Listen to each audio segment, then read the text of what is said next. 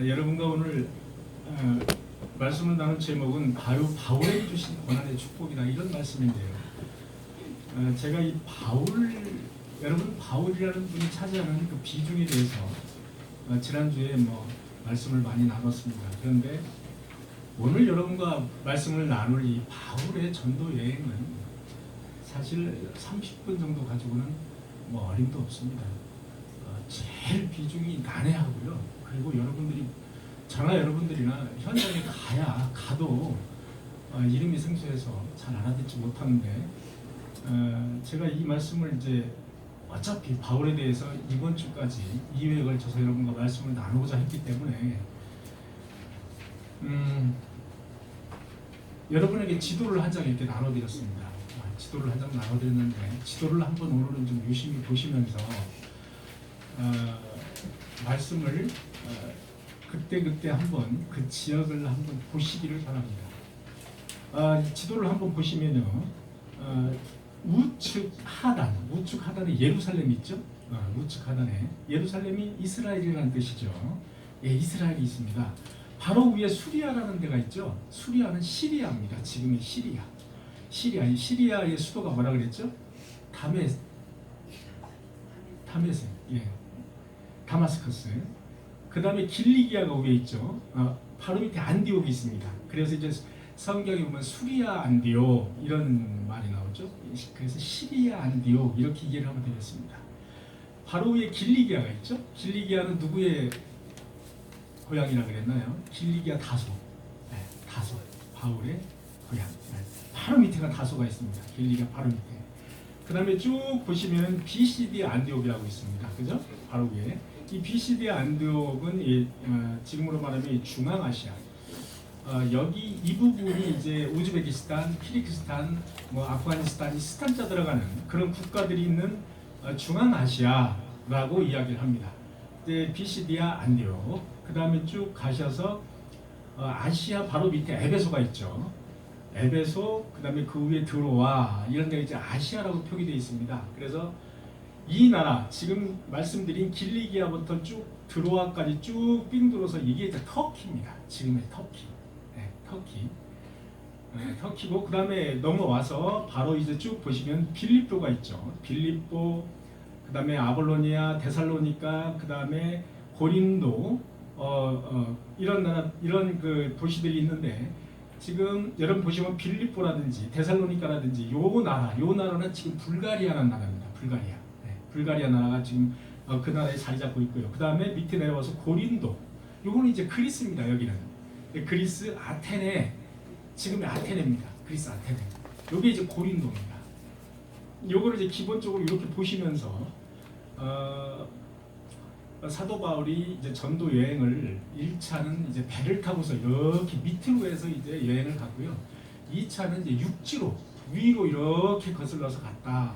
이제 요 정도로 우리가 이제 기억을 해 두시면서 요거를 한번 보시기를 바랍니다. 보시면서 말씀을 함께 나눠보시기를 바랍니다.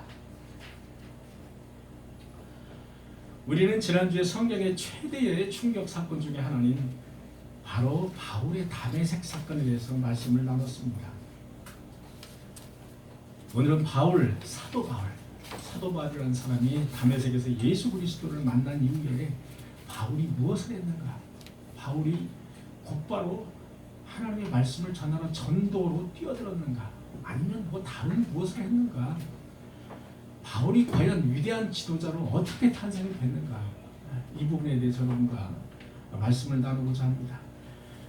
다메섹 사건이라는 엄청난 충격적인 사건. 예수 그리스도가 부활을 하시고 예수 그리스도가 메시아, 그리스도라는 그런 사실을 충격적으로 받아들였던 바울은 아무것도 할 수가 없었습니다. 그래서 갈라디아 1장 15절을 보면 바울은 먼저 사도가 된 자들, 그러니까 12사도를 말하는 겁니다. 예수님의 먼저 사도가 된 자들, 그 사람들을 만나려고 예루살렘으로 가지 아니하고 아라비아. 여러분 아라비아 하면 무엇이 생각나십니까? 사우디아라비아가 생각나시죠? 아라비아, 사우디아라비아. 그러니까 예루살렘 옆에 붙어 있는 나라. 사우디아라비아, 요르단 이런 쪽 좀 올라가 있죠. 예, 사우디아라비아 상당히 크죠. 사우디아라비아 생각하시면 되겠습니다. 거기는 사막, 건조한 지역. 예. 그 아라비아로 들어갔고 그리고 3년이 지나서 베드로를 만나려고 예루살렘으로 올라왔다는 사실이 바로 갈라디아 1장 15절에 나와 있습니다. 사도 바울은 곧바로 예수 그리스도를 만난 후에 곧바로 세상에 나가서 전도를 하지 않았습니다. 너무나도 큰 충격을 받았기 때문에 이 충격 때문에 바로 곧바로 아라비아로 들어갔습니다. 아라비아 그 거친 그 사막으로 들어간 겁니다. 사도행전 9장 16절 그가 내 이름을 위하여 얼마나 고난을 받아야 할 것을 내가 그에게 보이리라 하시니 여호와 하나님께서는 아나니아를 준비하셨습니다. 다메섹 사건 이후에 아나니아를 준비하셔서 바울이 3일 동안 식음을 전폐하고 앞을 보지 못했습니다. 이것을 아나니아를 통해서 고쳐주셨습니다. 그리고 아나니아에게 바울에게 이렇게 전해라 하고 말씀을 하십니다. 그게 이겁니다. 바울이 내 이름을 위해서 얼마나 앞으로 고난을 받아야 할 것을 내가 바울 그에게 보이리라. 이거는 이 이야기를 아나니아가 바울에게 한 겁니다. 자, 누가 여러분들에게 정말로 기도 많이 하시고 신령하시다는 분이 오셔서 여러분들에게 앞으로 당신은 하나님께서 쓰시는데 앞으로 엄청난 고난이 있습니다. 앞으로 이 고난을 잘 견디라고 하나님이 나에게 말씀해 주셨어요. 이렇게 말씀을 만약에 여러분들에게 했다면 자, 믿음이 없는 분이라면 그래? 고마워. 하나님이 나에게 택해 주셨다. 선택해 주셨구나. 요것만 생각을 할지 모릅니다. 그러나 사도 바울은 반대였습니다. 이 고난이 무엇인가? 나에게 고난이라니. 나에게 어떤 고난이 찾아올 것인가? 이 부분에 대해서 상당히 깊게 생각을 했던 사람입니다. 사도 바울은 다메섹 사건 때문에 신학적인 정체성에 매우 혼란이 왔습니다. 사도 바울은 유대교를 믿는 철저한 바리새파의 지도자였습니다. 그런데 예수가 그리스도고 메시아라는 사실, 부활했다는 사실이 금방 머리에 각인이 될까요? 안 됩니다. 예수 그리스도를 만나서도 쉽게 각인이 되지 않는 게 바로 인간의 본성입니다. 이런 그 고난에 대해서 아나니아로부터 사도 바울이 전해 듣고 사도 바울은 아마도 매우 두려웠을 것이라고 생각됩니다. 매우. 그러나 사도 바울은 성경에서 이렇게 이야기합니다. 로마서 8장 18절 생각하건대 현재의 고난은 장차 우리에게 나타날 영광과 비교할 수 없도다. 이렇게 사도 바울은 고백을 합니다. 다시 한번 읽어드리겠습니다. 로마서 8장 18절 내가 생각하건대 현재의 고난은 장차 우리에게 나타날 영광과 비교할 수도 없도다. 바울은 충격적으로 예수 그리스도를 만난 이후에 곧바로 이방 전도사에게 뛰어들지 못했습니다. 기독교의 역사를 뒤집어 놓는 아주 엄청난 경험을 했던 그는 다메섹 사건 이후에 아라비아를 거쳐서 사막으로 들어갔던 것입니다. 드디어 그에게는 영혼을 깨우는 밤, 고독한 밤, 외로운 밤이 무려 3년이나 지속이 됐습니다. 그 3년이라는 시간은 여호와 하나님과 대화를 하는 시간이었고 나에게 닥칠 고난이 무엇인지 하나님과 교제하면서 하나님에게 듣는 그런 시간이었을 겁니다.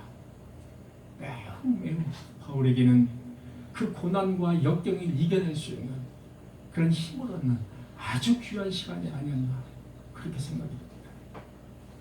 여러분 신천지 교육장을 지냈던 신현옥 목사님이라는 분이 있습니다. 전국을 돌면서 신천지에 대해서 신천지 실상에 대해서 폭로하고 강의를 하시는 분입니다.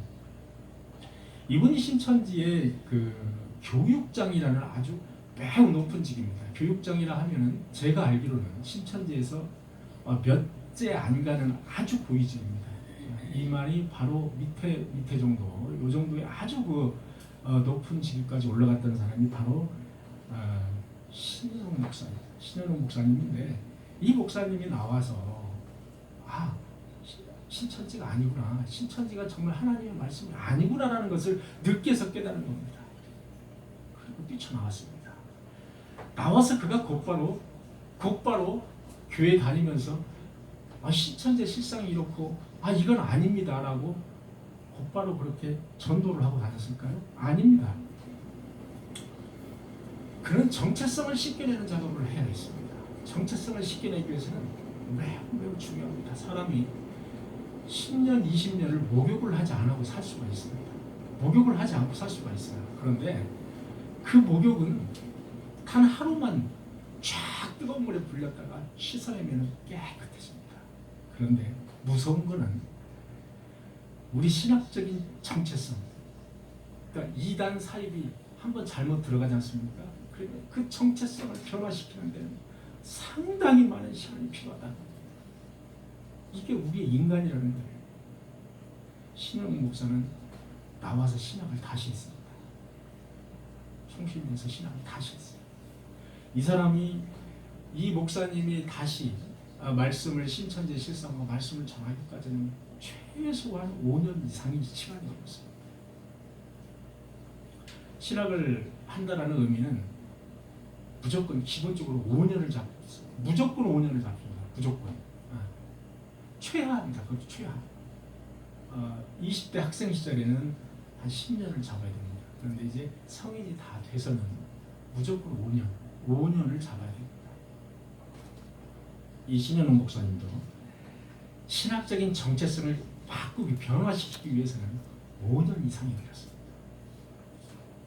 노아는 산꼭대기에 배를 지으라는 여호와의 명령에 무려 100년 이상 정신병자라는 소리를 주위 사람들에게 묵묵히 견디면서 고독과의 싸움을 하면서 100년이 넘는 그런 시간을 준비하는 시간이 있었다 이 얘기입니다.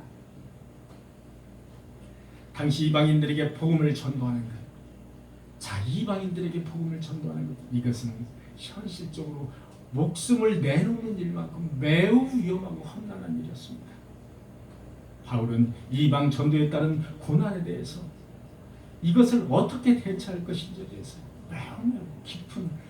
매우 깊은 고민을 아라비아 그 사막에 들어가서 무려 3년이나 했다는 겁니다. 하나님과 영적인 대화를 하면서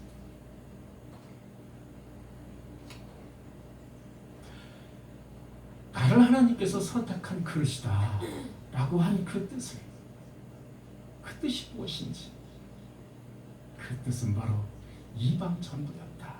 이방 전도였다. 고난이었다. 한편으로 엄청난 축복이라는 사실도 사도 바울이 깨닫게 되었습니다. 우리도 한 번 주어진 인생, 어쩌면 우리도 한 번쯤 영혼을 깨우는 이런 고독의 시간, 고독의 밤 같은 시간, 이런 시간이 우리에게도 필요하지 않을까요? 꼭 그것이 전도로 인한 고난이 아닐지라도 말입니다.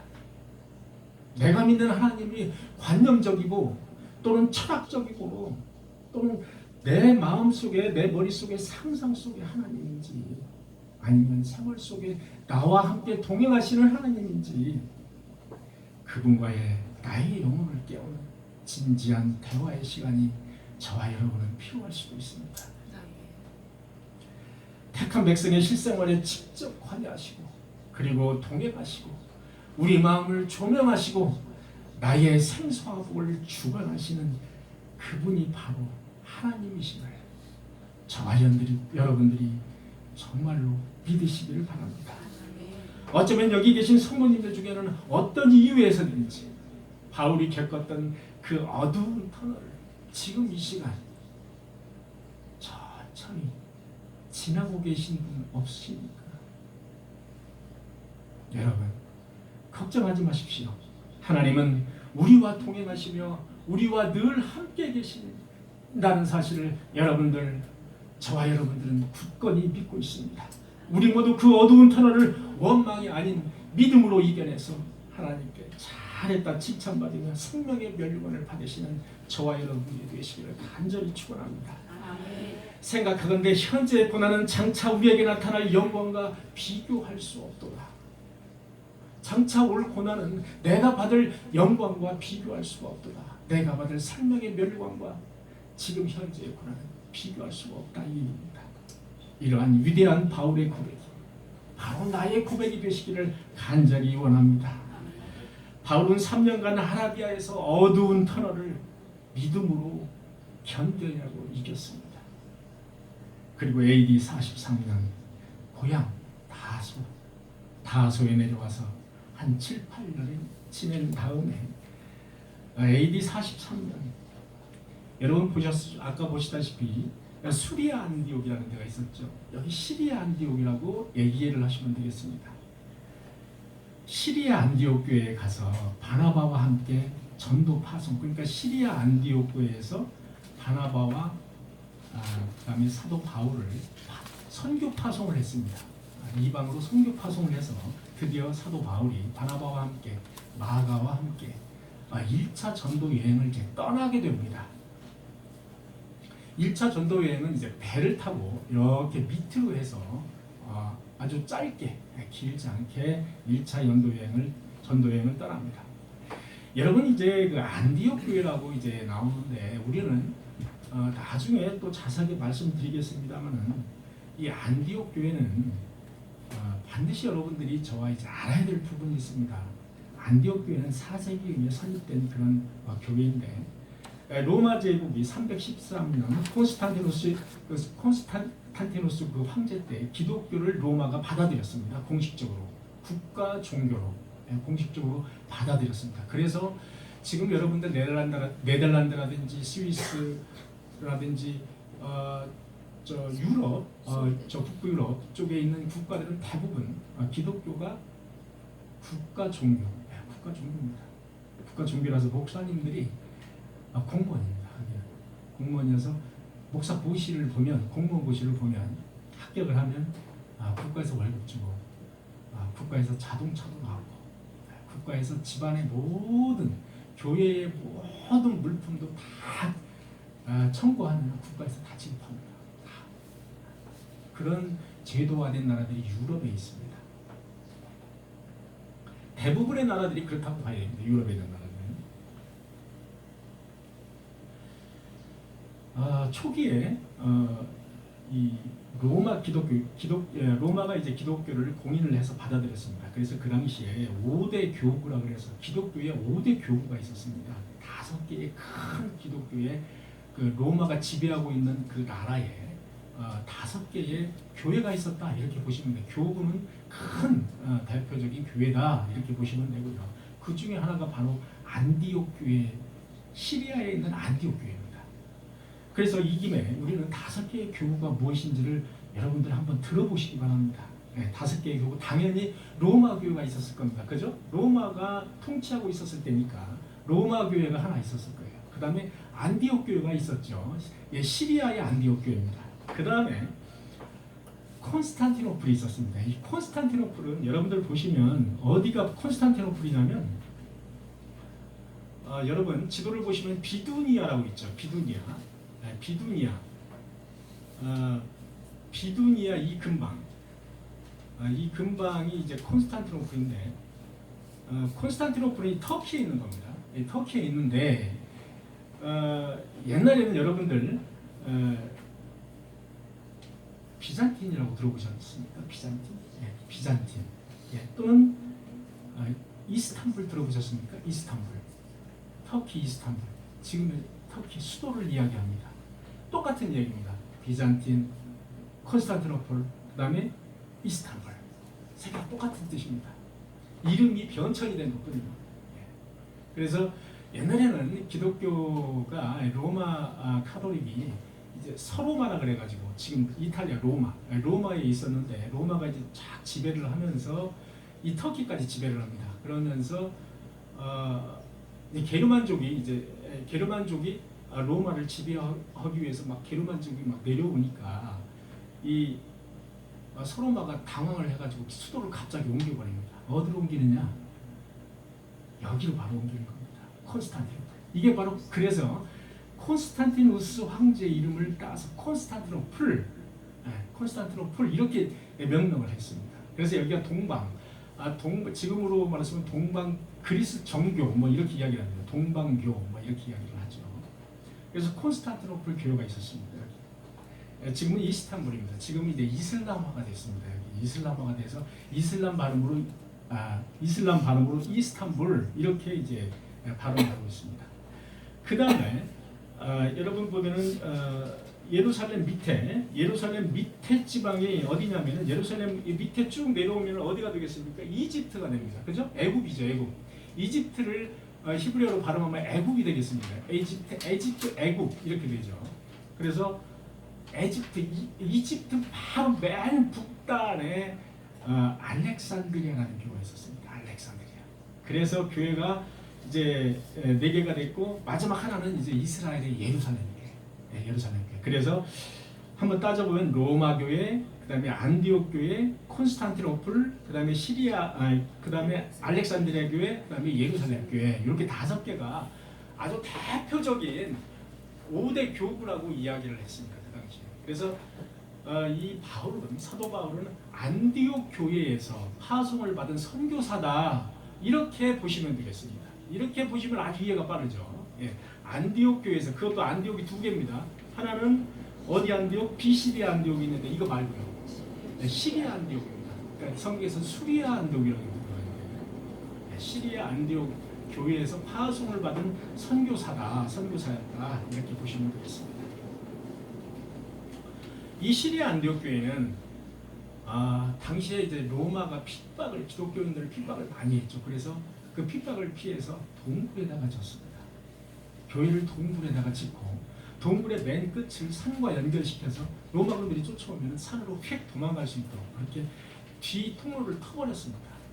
아주 바위를 깎아서 동굴에다가 지은 그런 교회가 시리아 안디옥 교회다. 그래서 많은 기독교 유대인들, 그러니까 주이시라 그러죠. 주이시. 그러니까 유대 기독교인들, 유대인들인데 예수의 부활과 예수가 메시아라는 사실을 받아들이고 있는 사람들. 그거로 이제 유대 그리스도인들이다. 영어로는 주이시라고 이야기를 합니다만 이 주이시들이 바로 로마의 핍박을 피해서 안디옥 교회로 대거 이동을 했다고 그렇게 나와 있습니다. 그래서 이 안디옥 교회는 주이시들하고 그 다음에 이방인들, 유대인이 아닌 그리스도인들, 이방인들이 섞여서 신앙생활을 했던 그런 곳이다. 이게 바로 시리아 안디옥 교회다. 이렇게 우리가 이해를 하고 이 말씀을 이제 나누면 쉽게 이해가 될 것 같습니다. 바울은 이방인과 유대인 집단 거주지인 이 안디옥을 기독교 전파의 전초기지로 삼았습니다. 1차 전도여행의 특징은 이제 바울이 주로 갈라디아 지방, 여러분들 갈라디아 지방 여기 나오죠. 갈라디아. 네. 지금으로 말하면 중앙아시아입니다. 갈라디아가 이제 여기가 아프가니스탄, 그다음에 우즈베키스탄, 키르기스탄, 뭐 스탄자 들어가는 거. 여기 중앙아시아라고 그러는데 이 중앙아시아에 위치해 있는 갈라디아 지방에 가서 갈라디아 교회도 세우고 갈라디아 지방의 그 사람들을 상대로 선교를 한 겁니다. 그 다음에 여기에 보면은 이제 BCD 안디옥이라고 있죠. BCD 안디옥. BCD 안디옥에 가서 BCD 안디옥 교회를 세웠습니다. BCD 안디옥 교회를 세워서 여기에서 이제 최초로 이방인 교회. BCD 안디옥 교회는 최초의 이방인 교회다. 이렇게 우리가 이제 이야기를 하고 있거든요. 그런 이방인 교회를 이제 바울이 세웠다. 그 다음에 이제 1차 여행이 AD 46년에서 48년까지 1차 여행이 진행이 되고 그 다음에 갔다 와서 49년에 할례 문제가 이제 안디옥 교회에서 할례라는 문제가 이제 대두하게 됩니다. 이 할례 문제는 따로 할례 문제만 여러분들과 1시간 이제 말씀을 나눠야 됩니다. 할례 문제는 상당히 구약과 신약을 넘나들면서 매우 중요한 문제이기 때문에 이 할례 문제가 이제 문제가 됐습니다. 안디옥 교회에서 할례 문제가 왜냐하면 유대인들은 여전히 할례를 받아야 구원을 받는다라고 주장을 하는 겁니다. 그런데 사도 바울의 입장은 할례를 받지 않아도 믿음으로 구원을 받는다라고 주장을 하는 겁니다. 왜? 살아계신 부활하신 예수 그리스도를 믿기 때문에. 그래서 전에 그 유대인들이 주장했던 이 할례 문제가 드디어 이제 폭발을 하게 된 겁니다. 안디옥 교회에서. 그래서 많은 사람들이 유대인들이 할례를 받아야 된다, 또는 이쪽에서 안 받아도 된다, 이게 막 문제가 막 되니까 안디옥 교회에서 사도 바울을 바나바와 함께 예루살렘 사도회의라고 있었습니다. 예루살렘에 당시에 사도들이 있었는데 이 사도들 외에 많은 그 종교 지도자들이 있었습니다.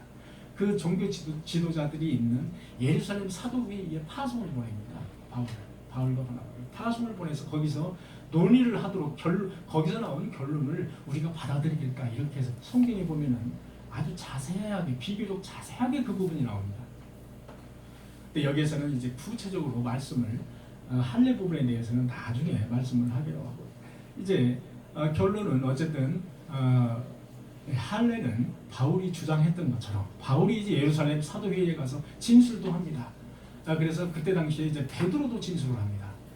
베드로도 진술을 해서 많은 사람들이 사실은 할례를 받아야 구원이 있다라고 그렇게 주장을 많이, 그것이 우세했습니다만은 사도 바울과 그 다음에 베드로가 적극적으로 할례는 할례로 구원받는 것이 아니고 우리 부활하신 예수 그리스도를 믿음으로 영접함으로 구원을 받는다라는 사실을 강력하게 주장함으로써 그것이 받아들였습니다. 그래서 예루살렘 회의에서 할례 없이도 이방인에게도 믿음으로 구원을 받는다는 원칙이 이 바로 예루살렘 사도회의에서 세워지게 된 겁니다. 그 다음에 이제 2차 전도 여행이 있었어요. 바울은 AD 50에서 53년 2차 전도 여행이 있었는데, 이때는 이제 1차 전도 여행과 달리 육지를 향해서 육지로 이제 갔습니다. 육지로, 위에 육지를 향해서 쭉 가서 아테네까지 쭉 이제 2차 전도 여행을 합니다. 거기에서 이제 아테네, 지금 아테네 그리스는 지금 유럽에 속하죠. 그래서 그 최초로 바울이 유럽의 선교의 문을 텄다, 이렇게 이제 우리가 알고 있는 게 바로 2차 전도 여행입니다. 아테네, 유럽의 첫 발을 떼었다. 가서 예수 그리스도를 공식적으로 이제 전했다. 거기에 이제 빌립보 교회도 거기서 세운다. 2차 전도 여행입니다. 여기서 이제 바울과 실라가 마케도냐, 여러분들 마케도냐 여기 있죠. 데살로니가, 빌립보 등등에서 이 지역이 이제 옛날에 마케도냐, 지금은 북마케도냐라는 그런 국가가 서 있더라고요. 그래서 지금도 마케도냐라는 이름을 씁니다. 당시에 마케도냐가 이제 상당히 넓은 지역을 차지하고 있었습니다. 이 마케도냐에서 전도를 하다가 바울과 실라가 감옥에 갇히는 신사가 됐습니다. 하나님은 바울에게 이제부터 고난만 주시는 것이 아니라는 사실을 깨닫게 해주십니다. 하나하나 깨닫게 해주십니다. 늘 성령께서 함께, 내가 너와 함께 임재해 주신다는 사실, 그리고 내가 너에게 능력까지 선물로 주신다는 사실을 차근차근히 사도 바울에게 알려주십니다. 사도행전 16장 24절에 보면 그가 이러한 명령을 받아 그들을 깊은 감옥에 가두고 그 발을 착고라고 성경에는 나와 있습니다. 움직이지 못하도록 이 목과 발을 가두는 그 장치를 이제 착고라고 이야기를 하는데, 그 착고로 든든하게 채웠더니 사도행전 16장 25절, 한밤중에 바울과 실라가 기도하고 하나님을 찬송하며 죄수들이 듣더라. 26절, 이에 갑자기 큰 지진이 나서 옥토가 움직이고 문이 곧 열리며 모든 사람의 매인 것이 다 벗겨지더라.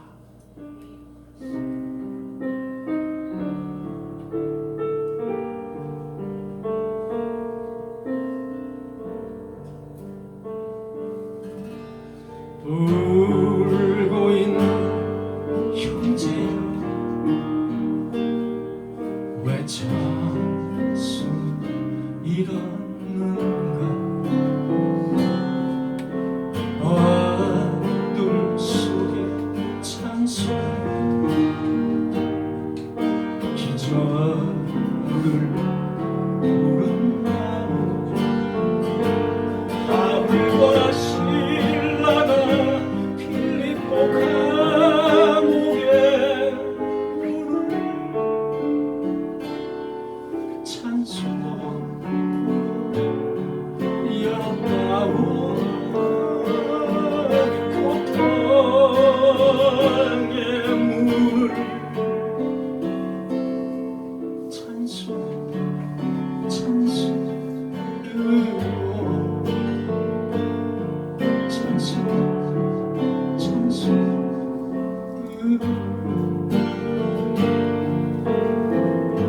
울고 있는 형제 왜 기도를 이런가. 어둠 속에 기도는 하늘 우주와 흔든다고. 내 모든 사정을 주님께 고백을 하고 위로받고 구원받아 참 평화를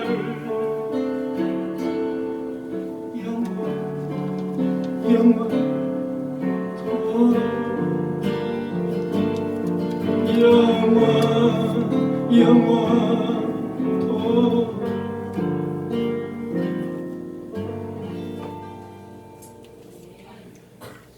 그뿐이 아닙니다. 하나님께서는 바울에게 놀라운 능력까지 허락하셨습니다. 사도행전 19장 11절 하나님의 바울의 손으로 놀라운 능력을 행하게 하시니, 하나님이 바울의 손으로 놀라운 능력을 행하게 하시니, 심지어 사람들이 바울의 몸에서 손수건이나 앞치마를 가져다가 병든 사람에게 얹으면 그 병이 떠나가고 악귀도 나가더라. 여호와 하나님께서는 바울에게 고난만 주신 것이 아니라는 사실입니다. 이렇게 내가 너와 함께한다, 내가 너와 동행을 한다, 그리고 나는 너에게 이런 능력을 주겠노라 라고 직접 이렇게 보여주시는 겁니다. 하나님은 당신의 이름으로 고난을 당하는 하나님의 그릇 바울을 그냥 보고만 계시지 않으셨습니다. 고난 중에 있는 바울과 함께 늘 하셨고요. 그리고 그뿐 아니라 바울에게 평범한 인간이 할 수 없는 하나님의 능력까지 부여하시면서 바울과 동행하시며 격려와 위로를 하신 것을 우리는 성경을 통해서 볼 수가 있습니다. 우리에게도 하나님의 이름으로 무엇을 하다가 어려운 일 또는 힘든 일을 당할 때 하나님께서는 우리와 동행해 주시고 위로해 주시고 능력 주심을 믿습니다. 또한 바울은 아테네, 당시 고린도에 가서 전도를 함으로 최초의 유럽의 기독교를 전파하는 그런 사람이 됐습니다. 유럽의 기독교화의 단초를 바로 바울이 마련했다. 저는 이런 생각을 해봤습니다. 바울이 유럽에 가지 말고 아시아 쪽으로 왔으면 어땠을까? 그러면 아시아가 기독교를 받아들이면서 선진 문명을 훨씬 더 빨리 받아들였을 것이다. 지금 이 세계를 주도하고 있는 그 대륙이 바로 유럽 아닙니까? 미국이라고 하지만 사실 유럽입니다. 왜? 기독교를 이렇게 먼저 받아들이고 먼저 문명이 발달했기 때문에 그렇습니다. 사도 바울의 2차 여행의 특징은 복음을 처음으로 유럽에 전파했다는 것이고 51년 빌립보에서 유럽 최초의 교회를 세웠다. 고린도에 머물면서 바울에 최초해져서 데살로니가 전후서를 기록했다. 이것이 바로 2차 여행의 특징이었습니다. 바울은 이제 3차 여행을 떠납니다. 3차 여행은 1차와 2차 여행을 갔던 곳을 다시 한번 둘러보는 형태로 3차 여행을 57년에 마치고 돌아옵니다. 예루살렘에서 전도를 하다가 사도 바울은 체포가 됩니다. 네로 황제로부터 재판을 받기 위해서 로마로 갑니다. 사도 바울은 에베소에서 3년 동안 전도 활동을 하면서 고린도 전서를 기록을 합니다. 사도 바울은 AD 62년 봄에 바울은 다시 체포되어서 감옥으로 갑니다. 감옥에서 디모데에게 편지를 쓰면서 내가 조만간 처형이 될 것 같다. 조만간 내가 순교를 당할 것 같다. 디모데야, 속히 나를 만나러 오라. 내가 매우 외롭다. 이렇게 감옥에서 목회서 신자는 디모데 후서를 최후로 바울이 기록하게 됩니다. 이 디모데 후서는 성경 그 말씀, 바울의 말씀 자체가 상당히 좀 무겁습니다. 그래서 바울이 제일 마지막에 상당히 외롭고 옥중의 고난 가운데 썼기 때문에 상당히 좀 무거운 말씀들이 들어가 있습니다.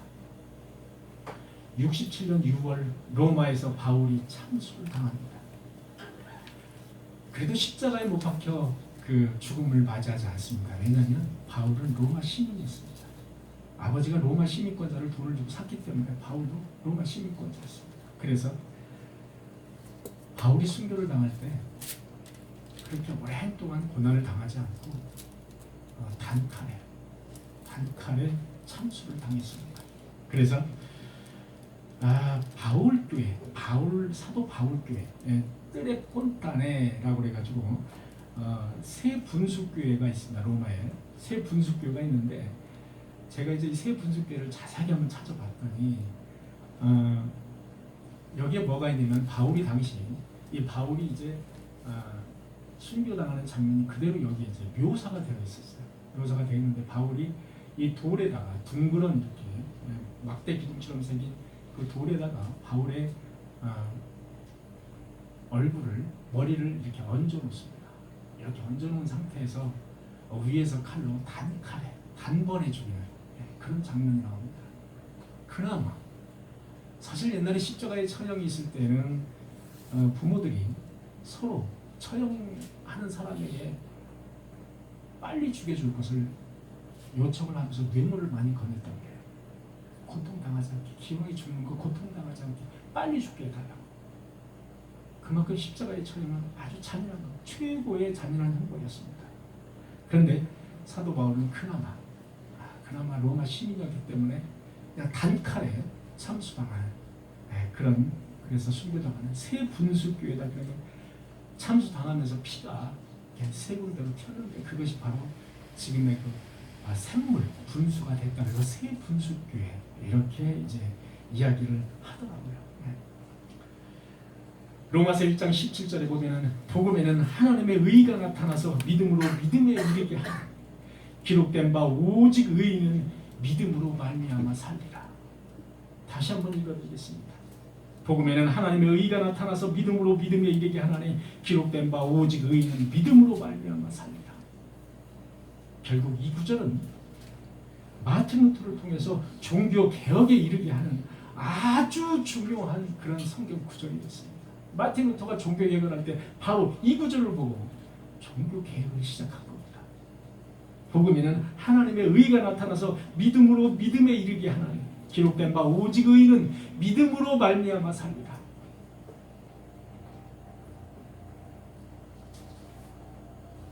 로마서 1장 17절 오직 의인은 믿음으로 말미암아 살리라. 할례를 말미암아 구원을 얻으리라. 또는 율법으로 말미암아 구원을 얻으리라가 아니고 오직 의인은 믿음으로 말미암아 구원을 얻는다는 그런 성경의 말씀입니다. 결국 이 구절은 마틴 루터를 통해서 종교개혁이라는 엄청난 기독교사에서 엄청난 그런 센세이션을 일으키는 바로 그 구절이 됐습니다. 바울은 그 선한 싸움 뒤에 전도를 하면서 오는 그 선한 싸움 뒤에 의의 면류관이 예비되어 있음을 잘 알고 있었습니다. 바울은 하나님이 주신 그 고난이 얼마나 큰 축복인지 아라비아 광야에서